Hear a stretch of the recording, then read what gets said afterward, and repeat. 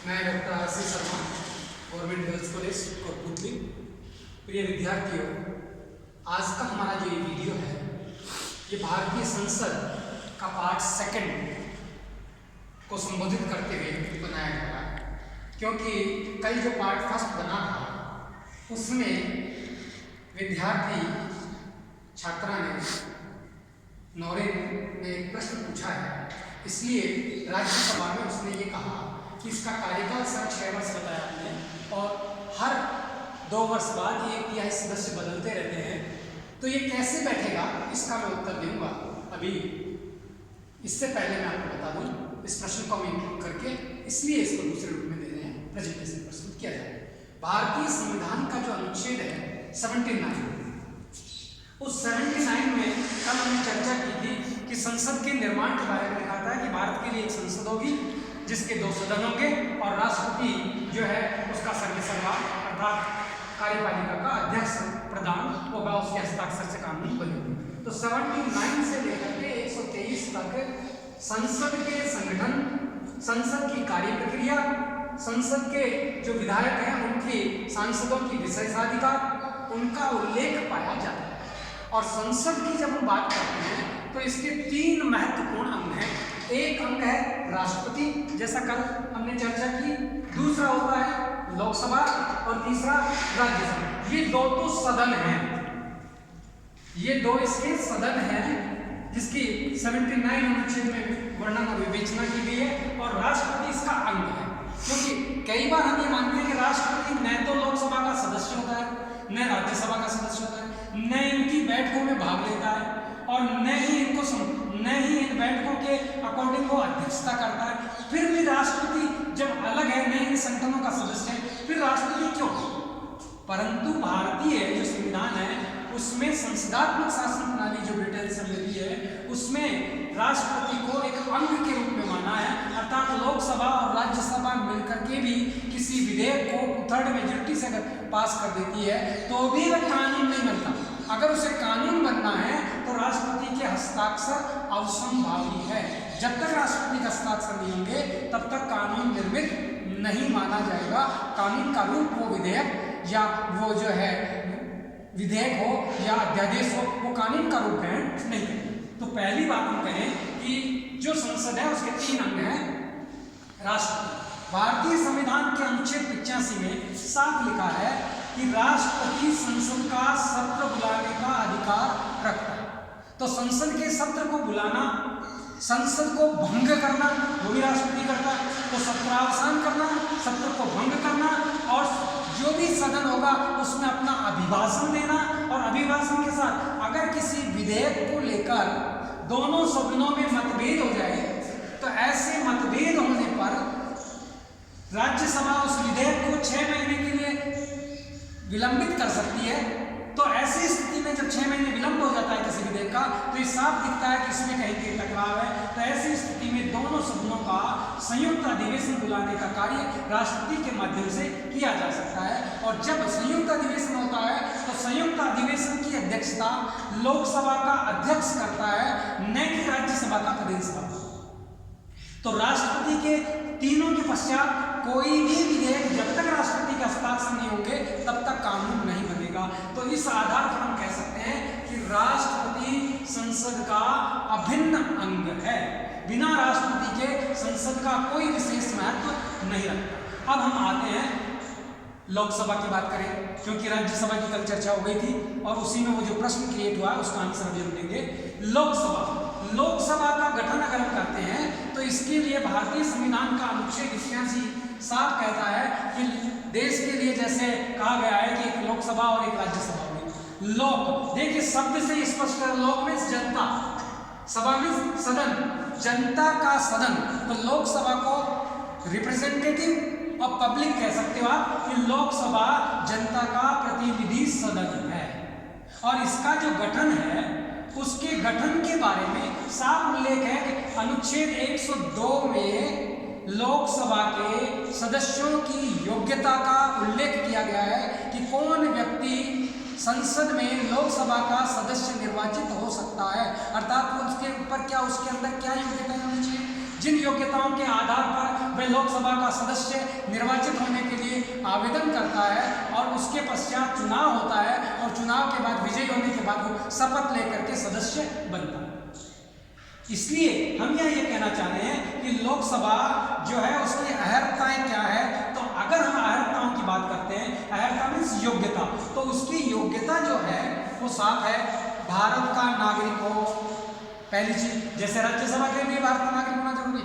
दूसरी योग्यता, उसकी आयु 25 वर्ष पूर्ण हो गई हो। देखिए दूसरी योग्यता क्या है, 25 वर्ष आयु।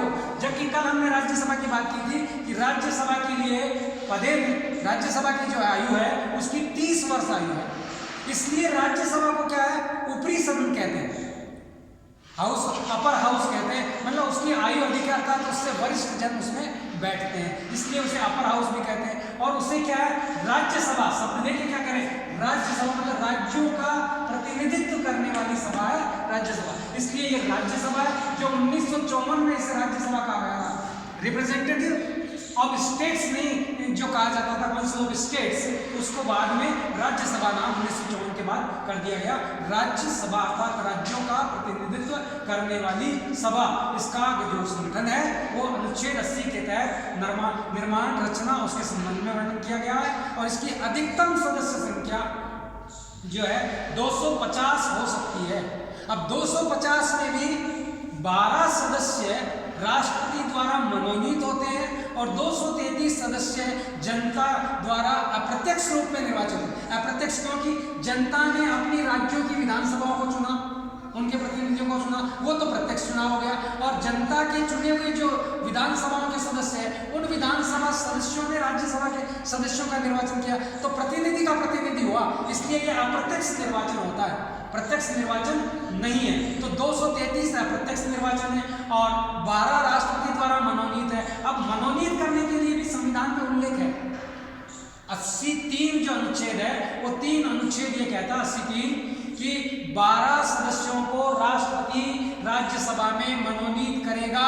और वो कब करेगा, उनको मनोनीत करते समय जो मंत्री परिषद है उसके परामर्श से करेगा। और 4 क्षेत्रों से वो प्रतिनिधि होंगे, 12 से। जैसे विज्ञान के वैज्ञानिक हो, साहित्य के क्षेत्र में उनकी विशिष्टता लिए हो, कला के क्षेत्र में विशेषज्ञ हो और समाज सेवा के क्षेत्र में विशेषज्ञ। यहाँ एक प्रश्न तुरंत उठ जाता है, जैसा कल उठा था कि विद्यार्थी ने कहा, 2 प्रश्न उठे हैं, जो एक आज पूछा उन्होंने फोन पर, एक कल पूछा कि भाई हमारे स्पोर्ट्स के बच्चे कहाँ जाएंगे। स्पोर्ट्स के जो खिलाड़ी हैं, जैसा सचिन तेंदुलकर है साहब, तो सचिन तेंदुलकर को राज्यसभा में सदस्य मनोनीत किया गया। तब उसको मनोनीत किया तो किस क्षेत्र से मनोनीत किया, क्षेत्र तो संविधान तो 4 ही करा है, विज्ञान, साहित्य, कला और समाज सेवा। तो कला के क्षेत्र में ही खेल है, वो भी कला है, वो भी कला। इसलिए कला के क्षेत्र के लोग भी राज्यसभा में। अब ये 12 हो सकता है एक ही विषय के 12 हो, उस समय हो सकता है 4-4 तीनों में बांट दिए गए हो, 4 की 12, 3 क्षेत्र से 4-4 ले लिए। हो सकता है केवल वैज्ञानिक जो है 6 वैज्ञानिक ले लिए, 4 साहित्य के ले लिए, 10 और 2 एक कला और एक समाज से लिए। ये तत्कालीन परिस्थिति, समय और राष्ट्रपति और मंत्रिपरिषद की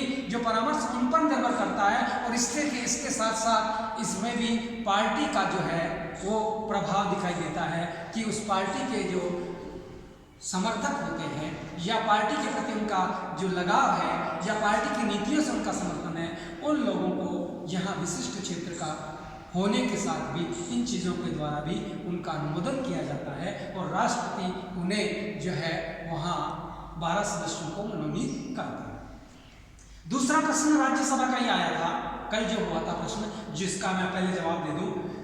छात्रों ने पूछा कि सर आपने कहा कि ये जो है 6 वर्ष तो कार्यकाल है और 6 वर्ष में 1/3 सदस्य हर 2 वर्ष में रिटायर हो जाता है, 2 वर्ष पश्चात, तो फिर ये 6 वर्ष कार्यकाल कैसे रह सकता। जब संसद बनी तो स्टार्टिंग में 6 वर्ष के लिए कार्यकाल हुआ होगा और 6 वर्ष के लिए हुआ था, ये 1/2 कैसे रिटायर हो जाते हैं हर 2-2 साल। तो 2/3 तो बहुमत होता है किसी भी विधेयक को पारित करने के लिए, 2/3 मेजोरिटी होनी चाहिए, और 1/3 2 वर्ष के पश्चात रिटायर होते हैं। तो यहाँ प्रश्न जो है उसका बहुत वाजिब प्रश्न है, एक अच्छे IAS लेवल का प्रश्न क्रिएट कर दिया उसने। इसके बारे में जनरली लोगों को पता नहीं है, मैं आपको बताना चाहता हूँ कि जब 1952 में भारत में चुनाव हुए और चुनाव के पश्चात जब दोनों सदन निर्वाचित हुए, बनाए गए निर्वाचन आसनों का, तो इस सदन को मैं आपको बताऊं, जो 250 नहीं थे, कम थे, इसको समझ लीजिए कि 3 पार्ट में बांटा गया और एक पार्ट जो है वो 2 वर्ष, दूसरा पार्ट 4 वर्ष और तीसरा पार्ट 6 वर्ष हो गया। तो पहले जो दो वर्ष हुए अर्थात 54 में जाकर के 1954 में जिनके 2 वर्ष हुए वहां लॉटरी डाली गई थी कि लॉटरी के द्वारा जिन सदस्यों का नाम इस लॉटरी में आएगा उन्हें 2 वर्ष में ही, 6 वर्ष की बजाय 2 वर्ष में ही कार्यकाल से रिटायर कर दिया जाएगा और उन्हें पेंशन भत्ते और वार्षिक जो है उनको दी जाएगी। तो 2 वर्ष पश्चात 1/3 सदस्य रिटायर हो गए, फिर दोबारा फिर लॉटरी डाली गई सारे सदस्यों में से जो बचे हुए थे, क्योंकि ये तो इनके स्थान पर 1/3 सदस्य तो जो है नए आ गए, इसलिए इनको तो शामिल किया नहीं गया। ये जो सेकंड और थर्ड फेज के बचे थे इनकी लॉटरी डाली गई, लॉटरी में जिनका नाम आया उनको फिर 1/3 सदस्य रिटायर कर दिया गया, उनका 4 साल का कार्यकाल। देखिए 54 में 2 साल का कार्यकाल, 56 में जो रिटायर हुए उनका 4 साल का कार्यकाल और 58 में जो रिटायर होंगे उनका 6 साल का कार्यकाल अपने आप पूरा हो जाता है। इस प्रकार से इसकी रचना की गई है। तो 2 बार लॉटरी डाली गई और दोनों बार लॉटरी के द्वारा एक का 2 साल के कार्यकाल के बाद रिटायर हुए 1/3 और 4 साल के बाद 1/3 फिर रिटायर हो गए। इस प्रकार से जो सदस्य है और फिर तीसरी बार लॉटरी नहीं डालनी पड़ी क्योंकि 6ठा वर्ष आ जाता है, 2, 4 और 6। इस प्रकार से इस सदन का निर्वाचन की व्यवस्था है, इसलिए 6 वर्ष में एक व्यक्ति का कार्यकाल पूर्ण होता है। एक और बताऊंगा आपको, भारतीय संविधान का जब मैं पीएचडी कर रहा था उस समय जब भारतीय संविधान और गांधी चिंतन पर था तो मैंने भारतीय संविधान के एक उल्लेख की बात की और कॉन्स्टिट्यूशनल डिबेट्स को भी पढ़ा था। कहीं भी संविधान में ये उल्लेख नहीं है कि राज्यसभा का कार्यकाल 6 वर्ष होगा। वहां उल्लेख है तो एक है कि हर 2 वर्ष पश्चात 1/3 सदस्य राज्यसभा से जो है अपना कार्यकाल पूर्ण करते हुए रिटायर्ड होते रहेंगे अर्थात सेवानिवृत्त होते रहेंगे और उनके स्थान पर 1/3 सदस्य नए पद ग्रहण कर लेंगे और हर राज्य से भी 1/3 सदस्य एक साथ नहीं जाते, जो जैसे रिटायर हो रहा उसके अकॉर्डिंग जाते हैं। तो इस प्रकार ये वर्णन है कि कार्यकाल 6 वर्ष निकल जाता है, बनाने से ही 6 वर्ष हो गया कार्यकाल, हर 1/3 सदस्य रिटायर होते हैं इस आधार में, पर कहीं उल्लेख नहीं है जैसे लोकसभा के लिए लिखा है इसका कार्यकाल 5 वर्ष होगा, राष्ट्रपति का कार्यकाल 5 वर्ष होगा, उपराष्ट्रपति का कार्यकाल 5 वर्ष होगा। ऐसे राज्यसभा के कार्यकाल के बारे में जो है सदस्यों की रिटायरमेंट की बात कही गई है, कार्यकाल कितना होगा इस पर संविधान मौन दिखाई देता है, परंतु इसका अभिप्राय यही है कि 6 वर्ष कार्यकाल होगा, 1/3 रिटायर होंगे हर 2 वर्ष बाद, 2/3 बहुमत होगा, 1/10 गणपूर्ति होगी और इसके आधार पर ये खेल के जो विद्यार्थी हैं वो कला क्षेत्र से होंगे और राष्ट्रपति के द्वारा इनका मनोनयन किया जाएगा और बाकी जो राज्य हैं उन राज्यों के द्वारा और राज्यों के साथ केंद्र शासित प्रदेशों के द्वारा राज्यसभा के सदस्यों का जो है अप्रत्यक्ष निर्वाचन किया जाता है। ये हुई राज्यसभा की कल की जो बची हुई बात थी जिसपे प्रश्न उठे थे, उनका उत्तर यह है। आप दोबारा पढ़ें, कोई प्रश्न और आपके उठते हो तो मुझे दोबारा फोन करें और पूछें, आपकी जिज्ञासा शांत करने का मैं पूर्ण प्रयास करूँ। अब प्रश्न आता है दूसरा, अनुच्छेद 89 से उपराष्ट्रपति को राज्यसभा का प्रदेश सभापति। अब उपराष्ट्रपति राज्यसभा का सदस्य नहीं होता है, उपराष्ट्रपति का जो पद है जैसे राष्ट्रपति का अलग है वैसे उपराष्ट्रपति का चुनाव होता है, ये भी अप्रत्यक्ष चुनाव। उपराष्ट्रपति का चुनाव भी अप्रत्यक्ष अर्थात जनता के प्रतिनिधियों के माध्यम से वो प्रतिनिधि उपराष्ट्रपति का चुनाव करते हैं, इसलिए उपराष्ट्रपति का चुनाव भी अप्रत्यक्ष चुनाव, राष्ट्रपति का चुनाव भी अप्रत्यक्ष चुनाव है और राष्ट्रपति का अप्रत्यक्ष हो गया, उपराष्ट्रपति का अप्रत्यक्ष हो गया और राज्यसभा का अप्रत्यक्ष चुनाव। बाकी जो है वो प्रत्यक्ष चुनाव होते हैं, जैसे संसद के सदस्य, लोकसभा के सदस्य, उनका जनता डायरेक्ट सीधा चुनाव करती है तो प्रत्यक्ष चुनाव है। विधानसभा के सदस्यों का जनता सीधा चुनाव करती है वो प्रत्यक्ष चुनाव है। नगर पालिका, नगर निगम और पंचायत संस्थान के सदस्यों का चुनाव जनता करती है सीधे, इसलिए वो सीधा चुनाव है, डायरेक्ट अप्रत्यक्ष चुनाव है लोकसभा का। और ये अप्रत्यक्ष चुनाव नहीं है, गुप्त मतदान प्रणाली से वयस्क मताधिकार के आधार पर संसद के सदस्यों का चयन किया जाता है, निर्वाचन किया जाता है। किसी व्यक्ति को योग्यता के आधार पर चुनाव की बात करते हैं और योग्यता की जब हम बात कर रहे थे तो 2 योग्यताओं की बात हुई। एक तो अंतर दोनों में क्या आया, राज्यसभा और लोकसभा में आयु का अंतर। लोकसभा की आयु 25 वर्ष है चुनाव लड़ने के लिए और राज्यसभा की आयु 30 वर्ष और उपराष्ट्रपति की आयु 35 वर्ष है। तीसरा प्रश्न में हम यहाँ क्लियर कर लें। तो उपराष्ट्रपति की आयु 35 वर्ष, राज्यसभा सदस्य की आयु 30 वर्ष और लोकसभा के सदस्य की आयु 25 वर्ष पूर्ण हो, वो व्यक्ति इन पदों के लिए चयनित होने की योग्यता रखता है और भारत का नागरिक होना चाहिए। किसी लाभ के पद पर कार्यरत नहीं होना चाहिए, ये भी यहाँ कहा गया। तो लाभ के पद का मतलब जो है कि दो जगह एक साथ काम नहीं करेगा, दो जगह से वेतन नहीं उठाएगा। जैसे मंत्री है, सचिव है, ये जो लाभ के पद से इन्हें अलग रखा गया है, इन्हें लाभ का पद नहीं कहा जा सकता। तो लाभ के पद का नहीं है। ऐसे ही संसद द्वारा निर्धारित योग्यताओं के अनुरूप योग्यता रखता हो, अर्थात उसमें कोई अयोग्यता ना हो। जो भारतीय जनप्रतिनिधि कानून 1954 है, उसमें समय समय पर परिवर्तन आए कि कौन व्यक्ति चुनाव लड़ सकता है, कौन व्यक्ति चुनाव नहीं लड़ सकता है, उसकी अयोग्यताओं की भी चर्चा की गई है। और उन अयोग्यताओं के आधार पर अगर हम देखें तो बहुत सारी अयोग्यताएं हैं जो उसके चयन से रोकने का कार्य करती है व्यक्ति को, कि वो व्यक्ति चुनाव नहीं लड़ सकता जो इन योग्यताओं को नहीं रखता है। जैसे हम कहें कि अयोग्यता के अंदर किसी व्यक्ति को भ्रष्टाचार के अंतर्गत गिरफ्तार किया गया हो और उसकी 2 वर्ष की सजा हो गई हो तो वो चुनाव नहीं लड़ सकता है। इसी प्रकार से कोई व्यक्ति जातिगत आधार से है तो वो चुनाव नहीं लड़ सकता है, जातिगत आधार पर चुनाव नहीं लड़ सकता है। ऐसे ही आतंकवादी, तस्करी और जमाखोरी वाला व्यक्ति जो है वो चुनाव नहीं लड़ सकता है। ऐसे जाति भेद और अपराध, महिला अपराध, सांप्रदायिकता और विदेशी मुद्रा अधिनियम के आधार पर जो व्यक्ति जो है अगर अपराधी ठहराया गया है तो वो चुनाव नहीं लड़ सकता है। इस प्रकार से जो प्रतिनिधि अधिनियम 1950, 51 और 54 है, उसमें नियोग्यताओं के साथ अयोग्यताओं का भी उल्लेख किया गया है कि जिस व्यक्ति में ये अयोग्यताएं होगी अनुच्छेद 102 के तहत, वो व्यक्ति भी इस प्रकार से संसद के सदस्य का चुनाव नहीं लड़ सकता है।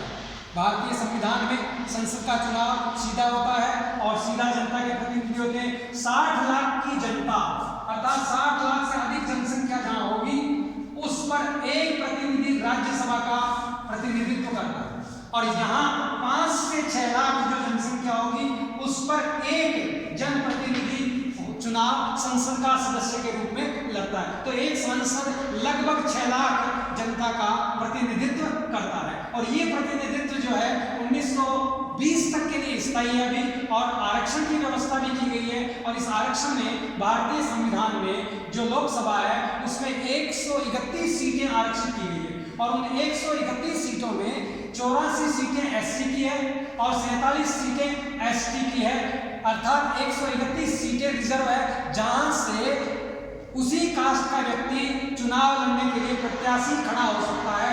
जनरल कास्ट का व्यक्ति खड़ा नहीं हो, परंतु उसे मतदान में वोट देने के लिए सभी जाति के, सभी धर्म के, सभी क्षेत्र के लोग जो उस क्षेत्र में नामावली में उनका नाम दर्ज है, वयस्क मताधिकार जिनका है, वो चुनाव में वोट देने का कार्य करेंगे। क्योंकि भारत में सांप्रदायिक निर्वाचन प्रणाली जब 1935 और 1919 के अधिनियम द्वारा अपनाई गई थी, संविधान बना तो उसको समाप्त कर दिया गया, परंतु आरक्षण की व्यवस्था संविधान में रखी गई और ये 1920 अभी चल रहा है। इस 20 तक के लिए व्यवस्था जो 2009 में कर दी गई थी आरक्षण की, इसके पश्चात अब पुनः आरक्षण आगे बढ़ना है या नहीं बढ़ना है। संविधान में 10 वर्ष के लिए किया था, अभी तक आरक्षण है, आगे क्या होगा ये अब संसद के ऊपर निर्भर करेगा। तो ये संसद के सदस्य चुनने की योग्यताओं के आधार पर। अब संसद के सदस्यों की संख्या की बात अगर हम करते हैं तो लोकसभा में सदस्यों की अगर हम बात करें तो इस समय लोकसभा चल रही है, यहाँ किताबों में अलग अलग आंकड़े दिखाई देते हैं। किसी किताब में लिखा है कि सदस्य संख्या 552 है लोकसभा संसद की लोकसभा की, किसी में लिखा है कि 545 है, किसी में लिखा है कि 530 और 550 है। तो ऐसे जो आंकड़े हैं वो गलत नहीं है, इंटरप्रिटेशन उनका अलग है, उसे समझना होगा क्योंकि यहाँ विद्यार्थी कंफ्यूज हो जाता है।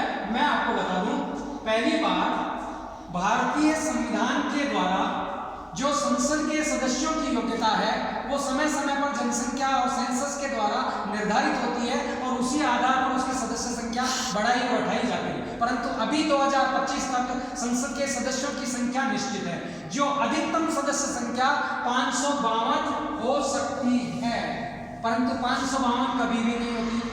अब आप कहोगे ये क्या प्रश्न कर रहे हो?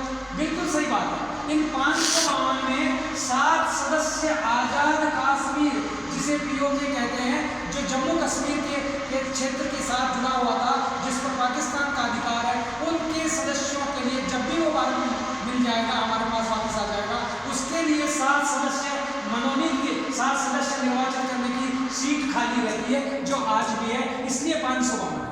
तो अब 552 में से 7 आप माइनस कर देंगे तो 545 सीट बचेगी।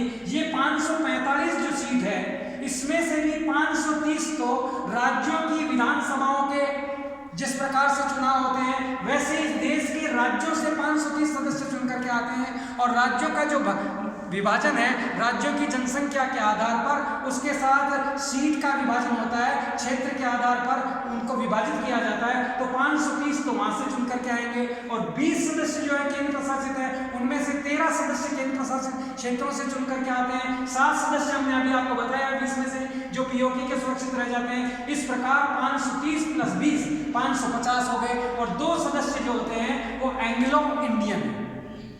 अब भारतीय संविधान में लोकसभा का गठन का अनुच्छेद 81 है, पर 81 में कहीं भी ये उल्लेख नहीं है, 80 में ये उल्लेख नहीं है कि एंग्लो इंडियन के लिए रिजर्वेशन रखा जाएगा या एंग्लो इंडियन को राष्ट्रपति मनोनीत करेगा। ये भारतीय संविधान के अनुच्छेद 331 में कहा गया है कि लोकसभा में अगर एंग्लो इंडियन का कोई प्रतिनिधि जीतकर नहीं आता है तो राष्ट्रपति मंत्रिपरिषद की सलाह से 2 सदस्य एंग्लो इंडियन के जो है उसमें मनोनीत करेगा लोकसभा। और अब एंग्लो इंडियन की परिभाषा, एंग्लो इंडियन कौन है? जिसके पिता या माता कोई एक भारतीय और एक अंग्रेज हैं, उनसे जो संतान उत्पन्न हुई है वो एंग्लो इंडियन कहलाती है। इस परिभाषा को भारतीय संविधान के अनुच्छेद 366 में स्पष्ट किया गया है एंग्लो इंडियन की परिभाषा, और 331 में जो है उनके मनोनयन के लिए 2 सदस्यों को नियुक्त करने की बात कही गई है राष्ट्रपति के द्वारा। इस प्रकार भारतीय संविधान में 530 राज्यों से आते हैं, 13 जो है केंद्र प्रशासित प्रदेश से आते हैं, 2 एंग्लो इंडियंस हैं, ऐसे 545 सदस्य लोकसभा के सदस्य हैं। वर्तमान में 17वीं लोकसभा भारत में कार्यरत है, काम कर रही है, जिसके प्रधानमंत्री हमारे वर्तमान में अगर देखा जाए तो प्रधानमंत्री और मंत्रिमंडल के सहयोग से कार्य चल रहा है, जिसके कार्यपालिका प्रमुख, जिसे हम प्रधानमंत्री कहते हैं, जिसका जो वास्तविक कार्यपालिका प्रमुख है वो हमारे नरेंद्र भाई मोदी हैं, और राष्ट्रपति हमारे जो है राष्ट्रपति रामनारायण कोविंद हैं, रामनाथ कोविंद। इस प्रकार से इस वीडियो के अंतर्गत हम इतना ही बात करेंगे, क्योंकि वीडियो ज़्यादा लंबा बनता जा रहा है, इसलिए थोड़ा छोटा करते हैं। कल हम लोकसभा और राज्यसभा की शक्तियों का पृथक से वीडियो में अध्ययन करेंगे कि इनकी शक्तियों में कहाँ समानता है, कहाँ असमानता है, और किस प्रकार से संविधान के अनुच्छेद इनके संबंध में कहते हैं। तो जो लोकसभा और राज्यसभा है, तो राज्यसभा में तो उपसभापति जो है उन्हीं सदस्यों में से, राज्यसभा के सदस्यों में से बनाया जाता है, और लोकसभा में जो है अध्यक्ष और उपाध्यक्ष होता है जो अपने में सदस्यों में से बनाया जाता है। इस प्रकार से लोकसभा और राज्यसभा के गठन की व्यवस्था भारतीय संविधान में वर्णित की गई है। धन्यवाद।